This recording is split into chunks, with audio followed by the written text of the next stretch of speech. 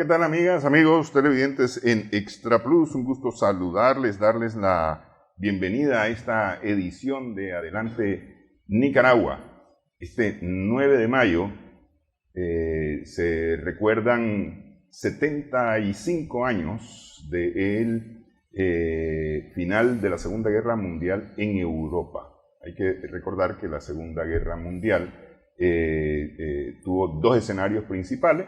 El escenario europeo, en donde estaban Alemania e Italia, y el tercer pie de ese trípode, de ese eje, llamado el eje Roma-Berlín-Tokio, era Japón, y entonces la segunda parte de la guerra, o el segundo escenario de la guerra, se lleva a cabo en el Pacífico surasiático principalmente. Y esta parte de la guerra termina en agosto de 1945, a mediados de agosto de 1945, con la capitulación de Japón, luego de la utilización de las bombas atómicas por parte de Estados Unidos en Hiroshima y Nagasaki. Pero para hablar del 9 de mayo, el 9 de mayo en horas de la madrugada, tropas del Ejército Rojo de la Unión Soviética, que han venido avanzando desde el este, logran tomar la ciudad de Berlín y declararla finalmente liberada del dominio nazi. Para hablar un poco de este hecho, esta es la foto icónica de ese día, que es una foto que fue retomada, volvió a ser tomada porque el izar la bandera de la Unión Soviética, quitar la bandera nazi e izar la bandera de la Unión Soviética en el Reichstag, que era el corazón político, el edificio que tenía el corazón político del régimen nazi, ocurre, decíamos, en horas de la madrugada. Esto fue como a la 1, 2 de la madrugada más o menos. Y ya es en la mañana de ese día que finalmente se vuelve a reconstruir el hecho y se toma esa foto, que es la foto que recuerda ese día, el 9 de mayo de 1945. Para hablar un poco sobre estos hechos, estos días, esta guerra que se extiende aproximadamente por 6 años, desde 1939 hasta 1945, están con nosotros el historiador Rafael Casanova Fuerte y el analista Manuel Espinosa Arquín. Muchas gracias a los dos por estar con nosotros. Estoy viendo los datos rápidamente de la Segunda Guerra Mundial. Hay más de 50 millones de personas muertas, cerca de 40 millones son civiles y 20 millones más o menos son militares muertos en combate. Los datos deben de ser todavía mucho más extensos, pues yo estoy mencionando estos así muy rápidamente, pero son mucho más extensos. A ver, del lado soviético, normalmente se ha hablado de 20 millones de muertos. Casi 27 millones. Son 27 millones. Casi 27 millones. Porque se ha venido contabilizando. Están los 6 millones de judíos. Sí. Sí. Luego están las pérdidas del lado occidental, la cantidad de muertos del lado occidental, la cantidad de víctimas que no estaban participando en la guerra y que son hechos prisioneros y luego muertos, asesinados en los campos de concentración, que eso es un número enorme de gente que eran personas con discapacidad, judíos, por supuesto, comunistas, gitanos, opositores al régimen nazi, en los países ocupados, gente que se opuso a la invasión, a la ocupación. Es decir, es una cantidad grande de gente. Sí, ahí hay que mucho se dimensiona en este caso, entre tantas cosas, lo de los judíos. Hay dos cosas que quería aclarar en eso, ¿verdad? Es el judío pobre en primer lugar, ¿no? Y recordemos que la Segunda Guerra Mundial se escribe dentro del punto álgido de la Guerra Fría y se utiliza también como propaganda. Recordemos que en el 48 se funda el Estado judío, Israel, sionista, ¿verdad? Y hay un proceso de victimización, ¿no? Lo cual no sucede con la nación kurda, porque tiene miles de años de establecida también. Y no sucede con otras naciones. La nación kurda que prácticamente es desaparecida en el 18 después de la Primera Guerra Mundial. No existe como nación. Existe la nación kurda, pero lo que no existe es el Estado kurdo. El país como tal. Pero entonces se sobredimensionó eso. Porque si hablamos, y lo otro es, no estamos hablando de los judíos pobres, ¿verdad? La casta judía rica logró salir fuera y negoció con la élite alemana su salida. Y ese es uno. Y también en el lado soviético hay 2.500.000 judíos que mueren dentro del Ejército Rojo. Eso casi no se menciona. Como combatiente. Como combatiente. Lo otro es que en los inicios del establecimiento de Hitler en el poder, y si retrocedemos un poco, cuando de Mussolini, el fascismo italiano en 1922, hubo una vasta represión contra los sectores populares progresistas. Por ejemplo, cuando estaba Steinmann, estaban presos en Alemania en el 34, hay una represión vasta contra el Partido Comunista Alemán, que es uno de los más fuertes en Europa. Occidente estaba en silencio por prejuicios anticomunistas. Y en cierta medida los círculos de poder norteamericanos, franceses, occidentales, vieron hasta con buenos ojos esa situación primaria. O sea, cuando el fascismo se está fortaleciendo por los mismos prejuicios que tenían, está bien. Posteriormente es la famosa noche de los cristales, ¿cómo le llaman los cristales? La noche de los cuchillos largos, ¿no? No. Bueno, los cuchillos largos es cuando Hitler elimina a una de las tendencias que lo apoyaba a él, pues, con los cuales tenían diferencias. Pero hay otra que le llaman también la de cuando hay una represión contra los judíos que se propagandiza enormemente, ¿verdad? Pero lo otro queda en silencio. Cuando estaba echando presos comunistas la SS y la Gestapo, había silencio en la prensa occidental. O tal vez una cosita así que parecía un párrafo que refería, que fue detenido algún dirigente, así, pero es una represión vasta. Esto posteriormente se extiende a los países ocupados, sí, en donde prácticamente hay una vasta persecución. Y de igual manera, como veremos, pues, se desarrolla también a su vez la resistencia. Ahora, Hitler al concluir, Hitler pertenece al ejército alemán o combate con el ejército alemán durante la Primera Guerra Mundial, es más, queda detenido en algún momento como prisionero de guerra al finalizar la Primera Guerra Mundial, tenía el grado de sargento. Cabo en aquella época, y por los impuestos de guerra que cobra Occidente contra la Alemania después de la Primera Guerra Mundial, él empieza a aprovechar ese hecho y a gestar un movimiento nacionalsocialista, cuyas siglas finalmente terminan siendo nazi, o cuya forma de llamarlo son los nazis,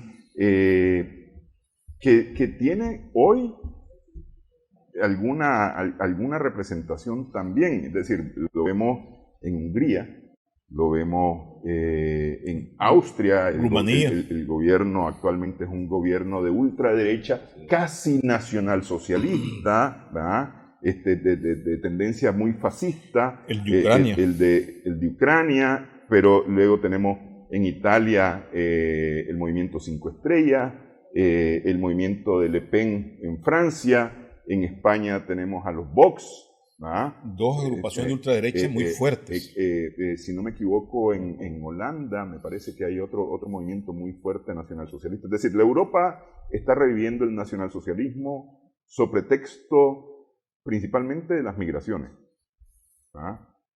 sobre pretexto de las condiciones económicas. Entonces, más o menos aprovechando las mismas condiciones que encontró Hitler para poder llegar al poder en los años 30, son las que se están utilizando hoy día. En el tiempo actual, sí. Pero también la vemos implícita en los sectores ultraderechistas que se han manifestado en Estados Unidos.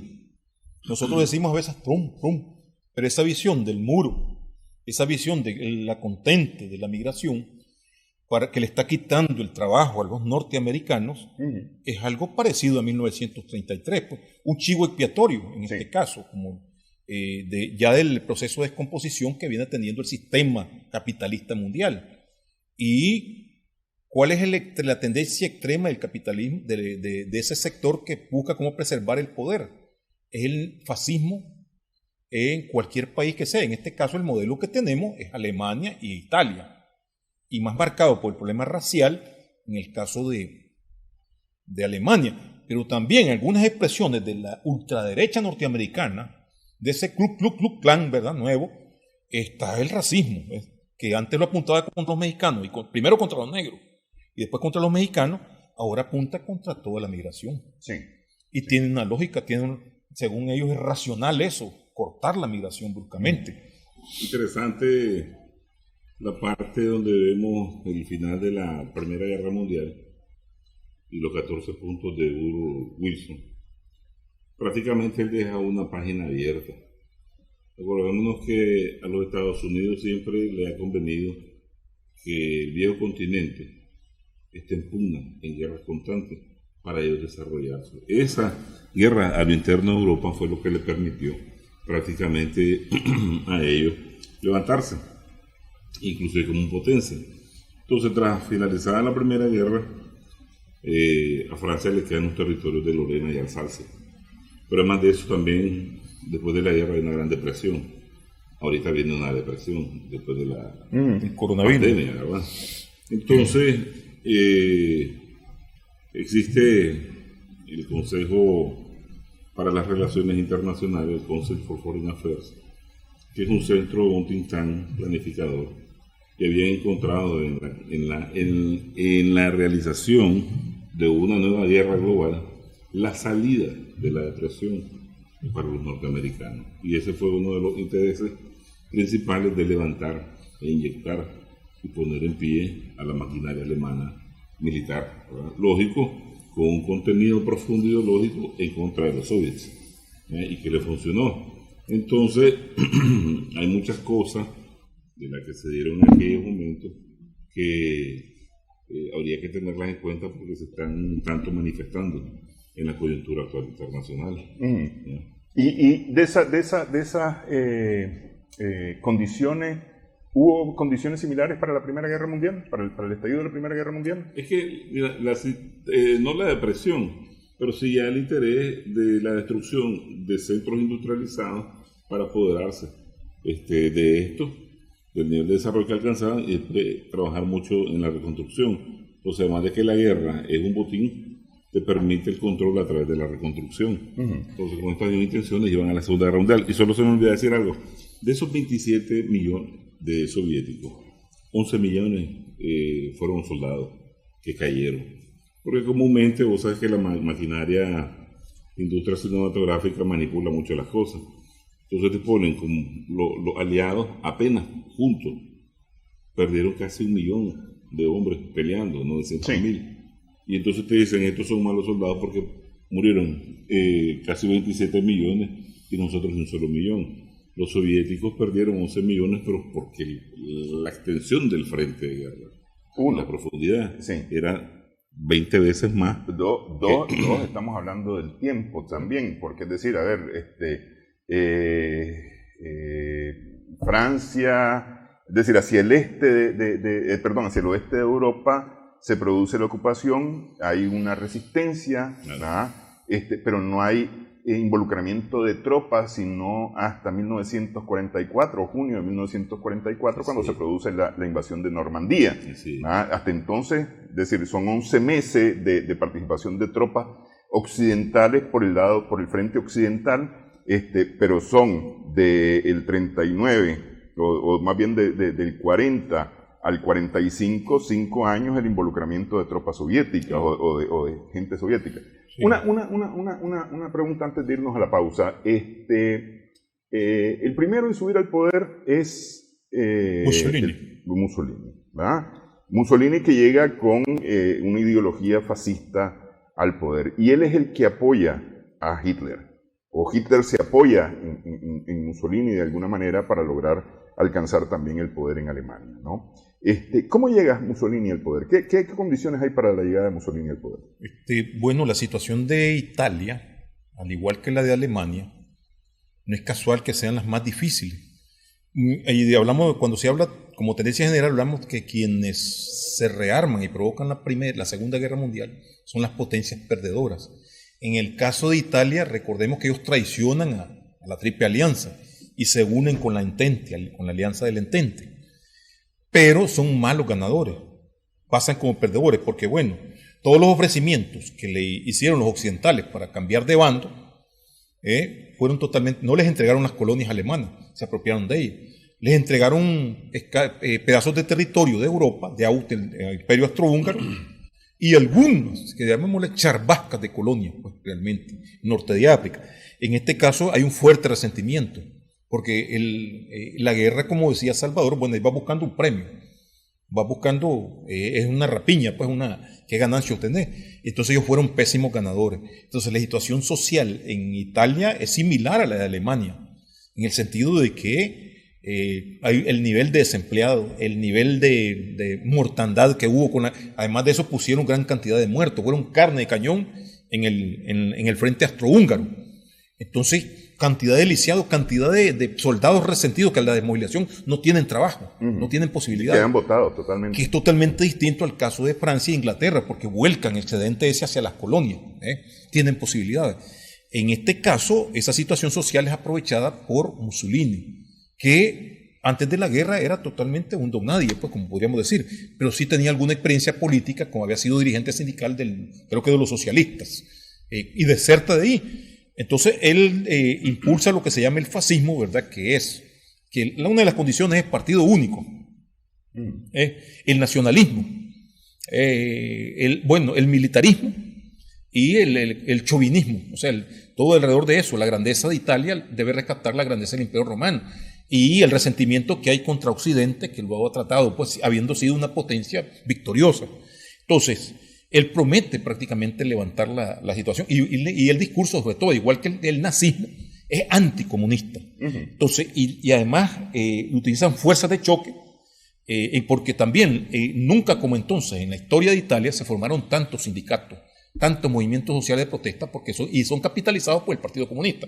Entonces, Mussolini se presenta como esa fuerza de choque en la extrema derecha y lo apoya la clase terrateniente y la burguesía capitalista, porque ellos no recurren a la forma legal, sino que aparecen con fuerza de choque en las manifestaciones, pero además haciendo asesinatos selectivos de comunistas. Entonces, pero además le llama la atención a Occidente. Y es la gran marcha sobre Roma en 1922 lo que le permite al partido fascista, con ese atractivo, esa inyección que tiene la burguesía y de la oligarquía terrateniente, le permite crecer. Entonces él llega al poder en 1922, mientras Hitler está preparando ya su segundo complot, que es cuando cae preso en 1923. Sí, es decir, como intento de golpe de Estado.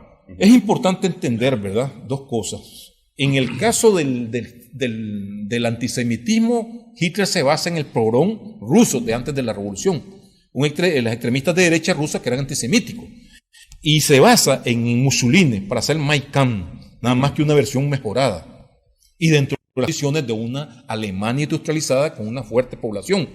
Entonces, este esquema se repite cuando Hitler pasa, de igual manera que Mussolini, un grupito pequeño de militares, crece. ¿Y por qué crecen? Por el apoyo que tienen de la burguesía terrateniente alemana, la burguesía industrial alemana y la clase terrateniente alemana. Que están golpeados por las sanciones de Occidente. Sí, es algo interesante lo que decía Salvador, de que la Primera Guerra Mundial provoca la Segunda. ¿Por qué no decir de que Estados Unidos, ese es un problema de Europa y lo trasladó para allá?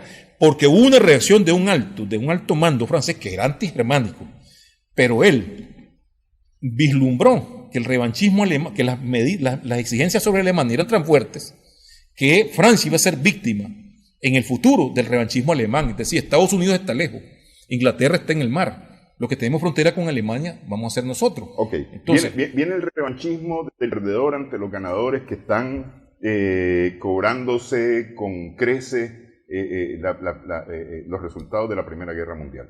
Sin embargo, de una u otra forma, la Segunda Guerra Mundial, o más bien los intereses de Hitler, pasan a ser alimentados de su nacionalismo alemán a un anticomunismo occidental. Sí, claro. Ok, ese puede ser el inicio, el inicio o el antecedente de la Guerra Fría. Dejo la pregunta para después de una pausa en adelante, Nicaragua.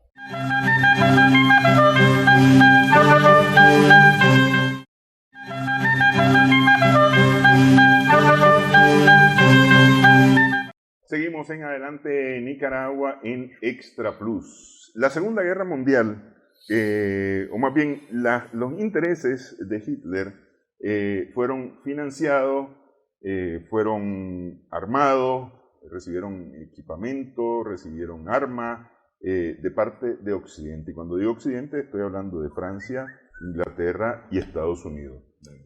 Pero también los judíos facilitaron recursos económicos a Hitler para su ascenso al poder, porque claro, los judíos, especialmente los judíos de dinero, estaban golpeados por las sanciones que se habían impuesto a Alemania tras la Primera Guerra Mundial. Estos intereses económicos, porque ahí estamos hablando no solamente de intereses militares, sino de intereses económicos principalmente, porque la guerra es el juego del dinero, al final de cuentas, es decir, invierto en destrucción y muerte para después invertir en reconstrucción, entre comillas, ¿no? Esa es un poco la idea de la guerra. Y sacar ganancias, por supuesto, ¿no? de todo este asunto. Lleva el interés principal de empujar a Hitler, o más o menos irlo seduciendo con la idea de enfrentarse a la Unión Soviética. Porque representa desde 1917, antes del final de la Primera Guerra Mundial, una amenaza para el mundo occidental. Es que mira, el principal evento geopolítico del siglo pasado es la revolución bolchevique. Viene completamente a cambiar la configuración de dominio global. Sobre todo después de que este dominio global sufre esa transformación al finalizar la Primera Guerra Mundial en el 18. ¿Qué es lo importante de esto? Que aquí hay dos cosas, por eso yo citaba a este centro que te planea guerras a futuro, el CFR. Por un lado, necesitamos una guerra en el plano, vamos a decir, europeo, que debilita esta parte de los contendientes. En segundo lugar, necesitamos salir de la depresión, ¿verdad? Y en tercer lugar, necesitamos deshacernos de los bolcheviques. Si vos miras, ahí hay una planeación, ¿verdad?, bien estratégica, que encaja en ese resentimiento de la derrota alemana, de la derrota italiana, que mencionaba Rafael. Mira cuando van los norteamericanos a tratar con China. ¿Qué hacen ellos con China? Ellos tratan de sacar de la órbita soviética a China para lanzársela luego, levantarla igual y lanzársela contra la Unión Soviética, porque hablamos el otro día, hay un axioma que quien tiene China ya tiene la mitad del conflicto ganado. Entonces, esa misma estrategia que se implementaron, como te digo, para la Segunda Guerra Mundial, o la puedes ver ya después en pleno auge de la Guerra Fría. Entonces habría que analizarlo tanto, y no solo por la vía del resentimiento alemán, sino también por los intereses estratégicos, por la planificación estratégica de los norteamericanos de destruir a unos y a otros. Pero los mantiene a ellos enfrentados y ellos están financiando, ¿verdad?, y alimentándose de eso, y después van a recuperar mucha plata en la reconstrucción. Agregaría aquí el caso de Japón, en donde Japón tiene desde la Primera Guerra Mundial o desde su crecimiento, inicios del siglo pasado, tiene contradicciones fuertes con los Estados Unidos por el dominio del Pacífico.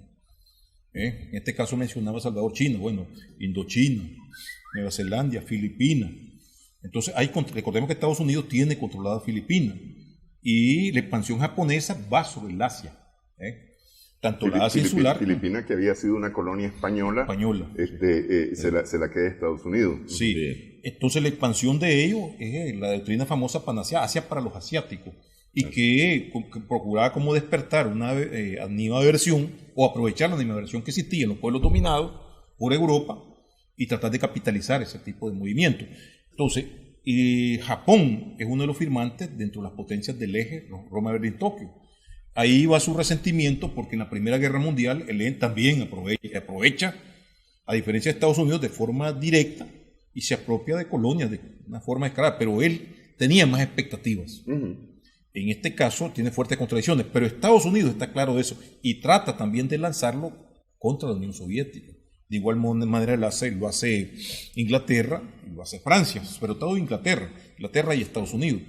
Hay un juego ahí, pero sucede que las contradicciones fueron más fuertes contra Occidente, y también los japoneses le tuvieron mucho respeto al Ejército Rojo al haber en dos intentonas que hicieron, una en 1937 y otra en 1939, Lago Hassan y Halingol, se dieron cuenta de la contundencia del Ejército Rojo, a diferencia de la subestimación que hizo Hitler.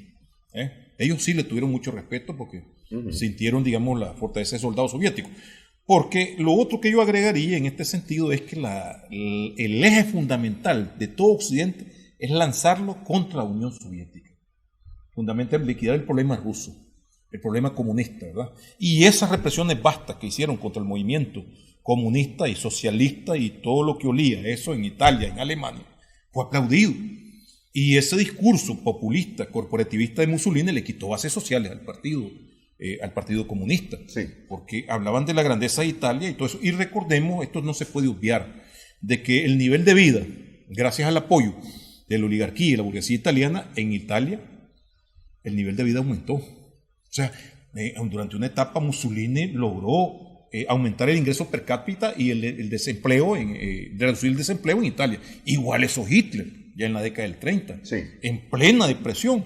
Entonces, esto como que alentaba. Si nosotros vemos esa población alemana, bueno, la palabra Volkswagen, el carro del pueblo. sí. Entonces, como que todo alemán debía tener un vehículo y un nivel de vida alto.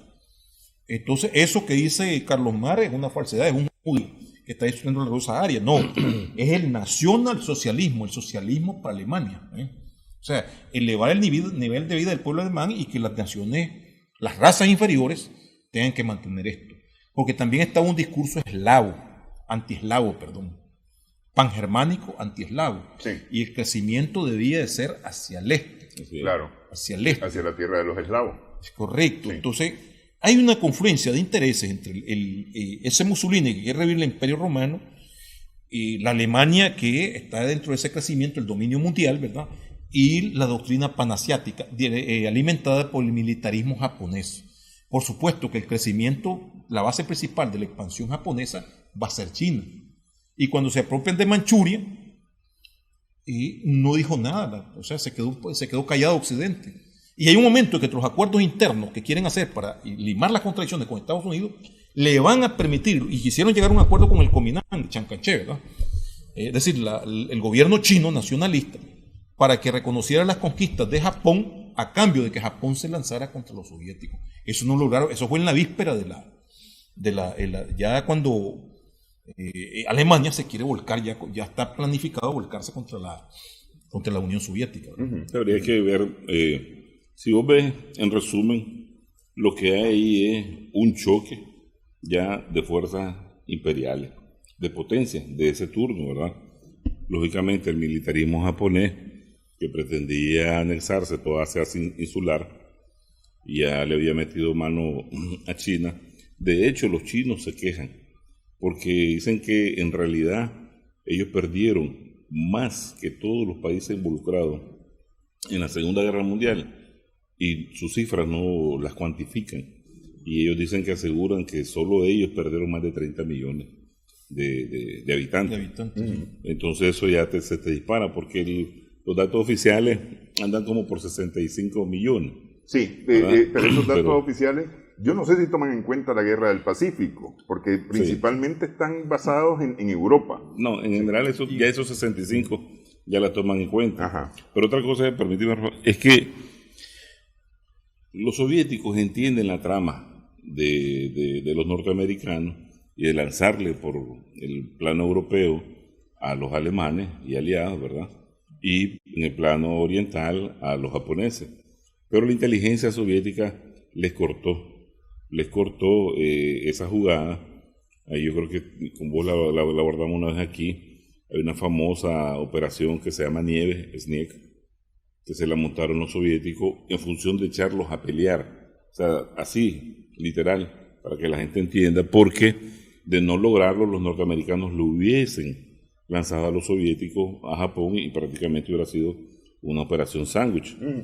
Y tiene razón mucho Rafael cuando habla de que Japón pierde el síndrome de victoria que tenía con la guerra naval que le ganó a los rusos en 1905, la pierde en esos dos encontronazos, que por cierto lo dirige Zhukov.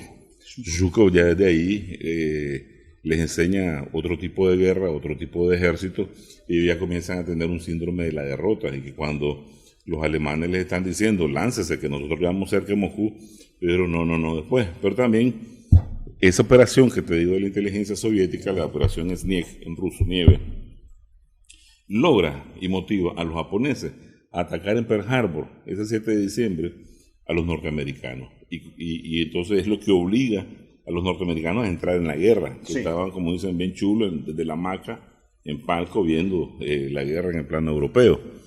Se obligan a meterse a la guerra, ¿verdad? Y les cortan esa intención de lanzarle a los japoneses contra la URSS en ese plano oriental, que es lo que le facilita después a Stalin guiñar como 25 ejércitos de la Siberia, ¿verdad? Que estaban ahí esperando a los japoneses el ataque y lanzarlos en la contraofensiva a Moscú. Sí.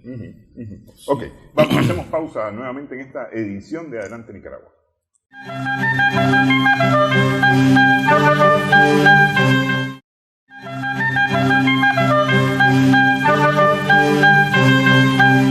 Seguimos en Adelante Nicaragua en Extra Plus. Preguntaba yo antes de la primera pausa si esto era el preámbulo de lo que más tarde sería la Guerra Fría, el inicio de la Segunda Guerra Mundial, el preámbulo de lo que más tarde sería la Guerra Fría. Y me quedo pensando, a propósito de que lo conversábamos en la pausa, el caso de España con Franco, es decir, Franco, un anticomunista radical, que en algún momento es aliado de Hitler, ¿verdad? Y luego se queda como en neutro, pues digamos, es decir, no es ni chicha ni limonada, sino que se encarga prácticamente de España nada más, es decir, es un territorio fascista de alguna manera, pero no es ni pronazi, ni antinazi, ni prooccidente, ni antioccidente, es decir, está en su rollo más o menos. Él es fascista, él es pronazi, pero lo que sí observa es neutralidad. El pretexto que se ha establecido es que había quedado desgastado por la guerra civil, que son 3 años de guerra y que fue duro. Pero quien lo lleva a la victoria son las fuerzas italianas y alemanas, la columna, la aviación alemana, las fuerzas de infantería italiana, y hay que ver que también ahí se desarrolla el primer gran movimiento de solidaridad en el mundo, muy amplio, porque van gente de todas las naciones, incluso de Occidente, a defender la República. Pero los que no están dispuestos a defender la República son los gobiernos de Occidente, los gobiernos de Francia, de Inglaterra y Estados Unidos, porque sus prejuicios anticomunistas le lleva implícitamente a apoyar a un fascista. Fijémonos bien en el caso, y Hitler lo declaró públicamente: apoyamos a España porque vamos a tener un enemigo a la espalda de Francia. Recordemos 1936, 1939. Este es un caso como el de Japón en Manchukuo. Se hacen de la vista gorda. ¿Dónde queda Manchuria? Todo el territorio que abarca la parte de la Siberia, la parte extrema en el Pacífico de la Rusia soviética. Pues, en este caso también ellos se hacen de la vista gorda con las barbaridades que hace Franco. Franco, desde que entra, hace barbaridades en el aspecto, el método fascista, exterminio de su mismo pueblo. Y en el 39, Franco, ahí está el espionaje, interviene tanto el espionaje inglés como el norteamericano para que Franco no se sume a Hitler. Muchos años después, descodificado, se le entregaban grandes cantidades de dinero al círculo cercano a Franco, pero también como intención del punto de vista de la visión de Estado de Estados Unidos e Inglaterra, era preferible mantener a Franco que a una república donde había influencia de socialistas, de comunistas y anarquistas. Claro. Entonces, si ganaban los republicanos, un aliado de Stalin va a quedar acá, según la visión de ellos, de la Guerra Fría. Recordemos, la Guerra Fría, está bien lo que decía, la Guerra Fría se expresa de 1947 en lo adelante, pero esto viene de más atrás, desde cuando Churchill declara, cuando se produce el intento de aniquilar la República Rusa, la Revolución Rusa, y se produce la intervención extranjera, era aniquilar al niño en su propia cuna, lo declaró abiertamente Churchill, o sea, que eran anticomunistas. Entonces, en este caso, tratan de lograr eso, o sea, que las potencias del eje se orienten en terminar en soviética. Y yo diría que, bueno, un profesor, un mentor mío, que era catalán, ¿verdad?, que participó en la guerra civil, decía que la Segunda Guerra Mundial había comenzado prácticamente en España, porque termina en el 39 y al poco tiempo se desarrolla la ofensiva. Yo diría que la política de Guerra Fría viene, de su forma abierta, viene en ciernes dentro de la misma Segunda Guerra Mundial, dentro de las manipulaciones que hace Occidente, ya preparándose contra la Unión Soviética. No sé si Salvador tenga en este caso, debe de recordar que ya en los albores, ya cuando ya está cayendo el fascismo y vienen las tropas del Ejército Rojo, se trata de proteger una fuerza, un contingente alemán muy fuerte, que era el del mariscal Schroeder, que era el que abarcaba prácticamente la parte de Checa y Austria, parte de Alemania, que era preservarlo intacto, por si los rusos, decían, seguían avanzando más allá del Elba. Sí.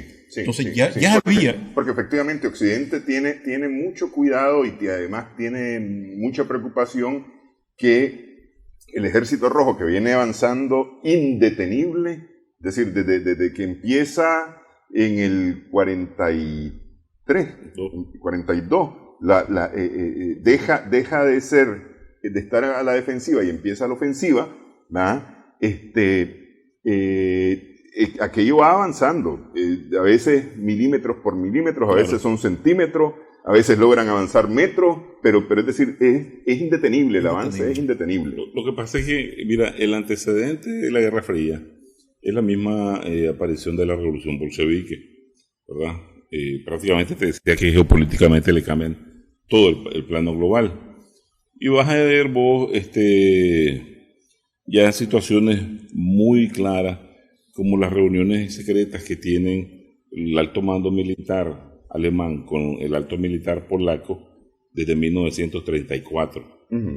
Y que la inteligencia soviética viene informando a Stalin sobre todo esto, donde ellos están diseñando cómo destruir a la Unión Soviética por medio del problema nacional, ¿verdad?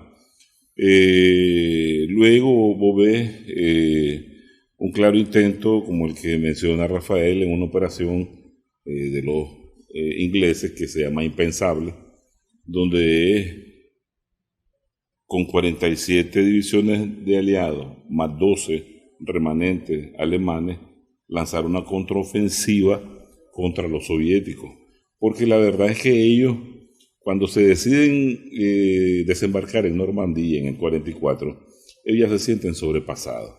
Ellos nunca esperaron tal capacidad desde adentro de empuje del Ejército Rojo y con tal rapidez de maniobra, inclusive que después de que ellos desembarcan, ¿verdad?, y que te ponen el día D como la operación La Madre de la Batalla,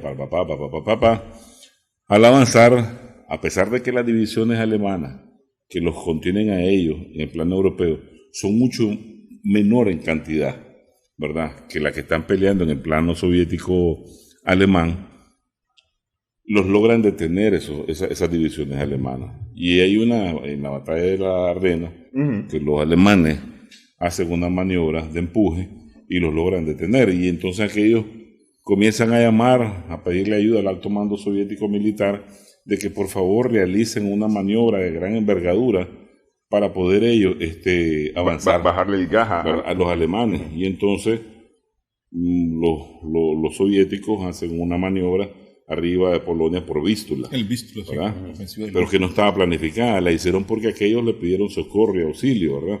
Y mientras ellos estaban planeando la operación para la toma de Berlín, después de la toma de Varsovia. Entonces, ¿qué sucede?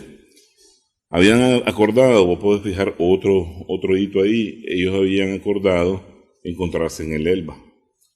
Y ellos muy campantes, como ellos son maximalistas, ¿verdad? Ellos lo que van buscando es avanzar ya en territorio. Mira lo que pasó con Dresden. Destruyeron, bombardearon por completo la ciudad, la dejaron en piedra. 80.000 muertos civiles. Fíjate, 80.000 muertos civiles. Y no había ahí ningún tipo de resistencia, simplemente era para que a ellos le quedara o no le quedara a nadie, sino que los soviéticos agarraran ruina. Entonces, ellos se pasan el Elba.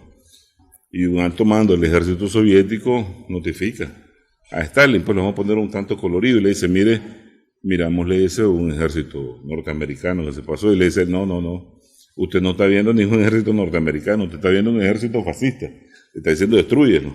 Y aquellos cumplieron la orden y se acabaron al ejército norteamericano y le causaron muchas bajas. Son cosas nuevas de la historia de la guerra que se pueden encontrar. Entonces, cuando ellos ven que prácticamente son ellos los que impiden la capitulación por separado, que ellos mismos estaban trabajando con los alemanes. Sí. Y los alemanes se rinden ante la Unión Soviética, ¿verdad? Sí, que esa es una cosa de la cual se ha hablado mucho, que hay el interés de Alemania o de los mandos militares alemanes, porque son los mandos militares alemanes, de rendirse ante Occidente y no ante la Unión Soviética. Sí. Pero los rusos, de nuevo, pues el trabajo de la inteligencia en ese periodo fue muy bueno. Tenían ahí a sus agentes colaboradores, en este caso a Kim Philby o a la red del Círculo de Cambridge, eran agentes dentro del Ministerio del Exterior británico. Informaron bastante, pues, y ellos lograron prevenir esa capitulación y le dijeron que no lo iban a aceptar. Pero ya al final habían planes, como esa operación que se llama Impensable, de unificar 47 ediciones de los aliados, mandóselo a los alemanes y lanzarse en la contraofensiva. Pero el problema es que ellos tienen un temor, vamos a decir, de cálculo. Tienen un axioma que dice, nunca mandes a un hombre donde puedes mandar una bala. Y entonces siempre ellos comienzan a efectuar cálculos, y por decirte algo, para la toma de Berlín, cuando le preguntaron cuánta gente podemos sembrar ahí, entre 30.000 y 50.000, no, ese precio no lo podemos pagar nosotros, porque ellos quieren ser generales sin muchas luchas, grandes estrellas sin muchas luchas, ¿verdad? Y ya ves, te decía la vez pasada que para la toma de Berlín los soviéticos entregaron entre 200 o 300.000 vidas ahí, ¿verdad? Son batallas decisivas. Al final logran los norteamericanos articular una trama ya después de la Guerra Fría, con un cifrador de la Embajada Soviética en Canadá que se les deserta, y entonces él habla pues de que durante la guerra los oficiales de inteligencia reclutaban o tenían conexiones con gente del gobierno norteamericano o canadiense, y dijeron, ¡qué barbaridad! ¡Qué deslealtad! Nadie sabía, supuestamente, por ejemplo, esa operación impensable, que la que te digo. Los soviéticos sí, Stalin le escribió a Roosevelt y le dijo, ¿cómo es esto? Pues se sintieron también descubiertos. Y entonces esa es la causa, porque Churchill, después en el 46, en el discurso de Fulton, da su discurso que va a abrir el parque de agua para que se inicie la Guerra Fría. La Guerra Fría. Sí. Entonces es bien importante destacar de que en todo la visión mediática que hay es satanizar a la Unión Soviética. Claro. Por ejemplo, ellos antes de que Hitler desarrolle la agresión a Polonia, tratan los soviéticos de hacer una alianza, hicieron un acuerdo con el gobierno checo y antes de la repartición antes del estallido de la Segunda Guerra Mundial, presionaron a Benes para que no llevara a la práctica ese tratado de alianza. Presionaron a Polonia para que rompiera, no hiciera ningún tratado de defensa con la Unión Soviética. Sin embargo, cuando se hace el pacto de no agresión, que lo hace la Unión Soviética, bueno, estos no quieren nada con la Unión Soviética, entonces vamos a ganar tiempo. Entonces, todo esto y lo hacen pues para impedir para posponerla. Estaban claros que Alemania los iba a atacar, pero bueno, ellos logran posponer para prepararse. Sin embargo, toda la producción nueva que hay, que hubo en la Guerra Fría, y la producción nueva que se sigue produciendo, porque en mi opinión la Guerra Fría continúa en la forma documental, continúa de distintas maneras. Entonces, en este caso hay supuesto trabajo de un ruso, un anticomunista, pero que dice que vio todo eso y que llegó a la documentación donde plantea un absurdo, que está comprobado por la documentación de la época. Pero quién sabe de qué documentación habla él al decir que Stalin estaba preparado prácticamente para invadir Alemania e invadir Occidente. Es decir, es una visión de la Guerra Fría, en ese sentido, como que Stalin era una amenaza. Stalin, recordemos hoy una cosa, en el frente occidental pelean los aliados, y hay un momento que la guerra en el frente oriental es un duelo entre Stalin y Hitler. Pero en este caso se está satanizando como que la Unión Soviética estaba bien preparada, lo cual no es cierto. Los alemanes estuvieron a 20 kilómetros de Moscú. Sí, ahí estuvieron sitiados San Petersburgo. Lo otro, ¿no? agregando aquí lo que decía Salvador con el número de víctimas, el tratamiento que hay de la Blixer alemana hacia Occidente y hacia otros países que ocupan es distinto. Claro. Psicológicamente y en todos los sentidos al tratamiento que le dan a la población civil. Toda la documentación de Hitler, de cómo se llama el de Goebbels y las confesiones de Guderian y todo eso revelan que el tratamiento a la población civil rusa no tiene consideración porque necesitan ese espacio vital. Entonces asesinaban en masa a civiles. Aldeas enteras. Sí. Totalmente. Aldeas enteras y nacionales enteras. Entonces, en este caso, no es que sean malos soldados, no, el enfrentamiento y el costo que tuvo que pagar la Unión Soviética y los países que se involucraron en la resistencia húngara, la resistencia checa, la resistencia, fue más elevada que en Occidente. En Estados Unidos pierde con los japoneses 400.000 hombres y 420.000 y como unos 30.000 en el frente occidental. Como bien lo decía él, bueno, sí, por ahí. Entonces estamos hablando de que son mínimas las bajas. Podemos decir que tuvieron más los ingleses, bueno, relativamente en Dunkerque los dejaron escaparse, y además ellos ponían una dosis enorme de la colonia. El otro frente, que lo descuidan totalmente los alemanes, porque se concentran en el frente ruso, es el frente del Mediterráneo, que según algunos criterios es una de las razones por las cuales pierden la guerra. Y luego vemos después los generales alemanes que le echan de personalizar la culpa de Hitler, de que, bueno, la decisión de invadir la Unión Soviética se hubiera hecho después de haber derrotado totalmente Inglaterra y fue decisión de Hitler. No, son errores de la casta en los círculos de poder alemanes que invadieron la Unión Soviética y pagaron ese costo. Empujados de alguna manera por Occidente. Occidente, también. sí. Ok, hacemos pausa nuevamente en esta edición de Adelante Nicaragua.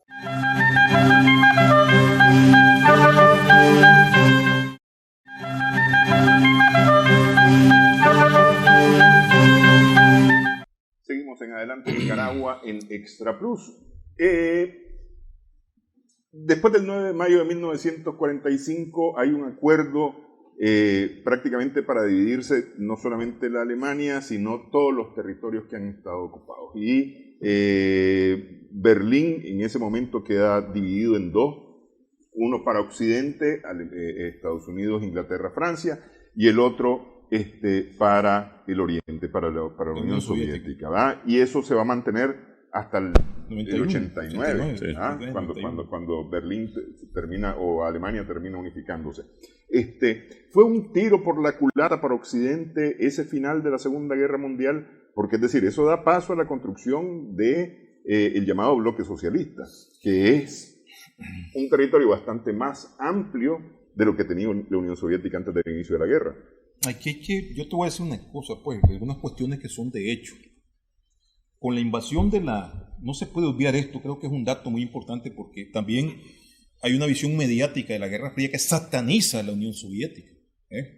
Tampoco, digamos, aquí me va a disculpar, no estoy exaltando, porque en toda Europa ocupada el movimiento de liberación se dinamiza después del ataque alemán a la Unión Soviética.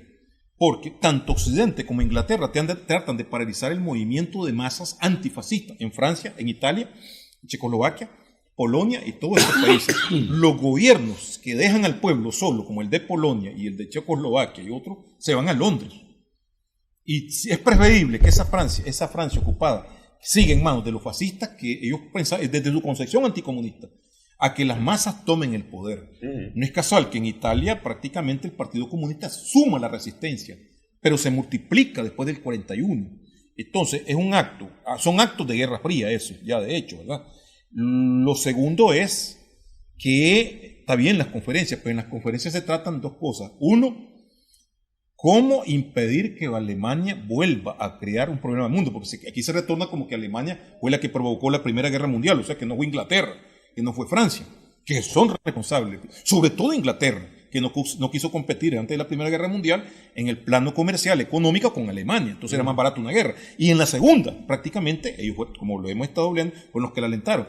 Pero en este caso, ¿qué va a pasar con los países que fueron dominados por el yugo? Que se respete la elección popular, es decir, la democracia real, porque hay dos concepciones, la democracia popular que enarbola el socialismo, ¿verdad? Y la democracia convencional que va a Occidente.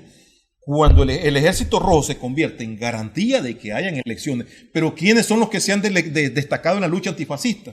Han sido los comunistas húngaros, los comunistas búlgaros, los comunistas rumanos, los comunistas yugoslavos. Que encabezan la resistencia durante la ocupación. Son los partisanos, etcétera. Correcto, y el peso el costo de las muertes que han tenido es enorme. Entonces, las famosas consultas populares, las elecciones, permite que ganen los comunistas en estos lugares.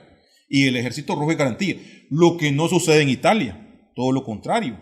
Cuando las encuestas determinan que va a ganar el Partido Comunista Italiano, que se ha ganado ese prestigio en la lucha contra Mussolini y contra Hitler, porque Italia fue ocupada por los alemanes después, hay toda una campaña, todos unos mecanismos para que el Partido Comunista Italiano no gane, y lo logran, pues. La diplomacia soviética fue la primera que impulsó el término de seguridad colectiva, que eran las propuestas que decía Rafael, de aliarse ante esa guerra que ya estaba a la vuelta de la esquina, ¿verdad?